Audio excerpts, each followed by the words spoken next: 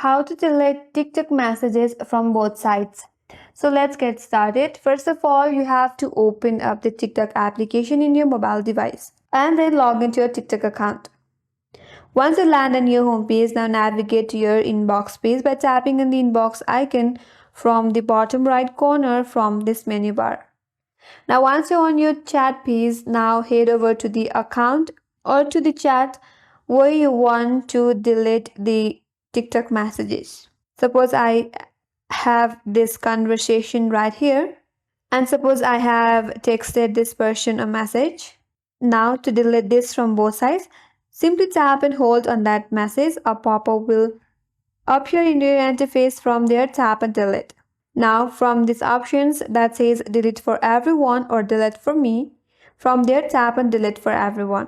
And with that, you have deleted a message.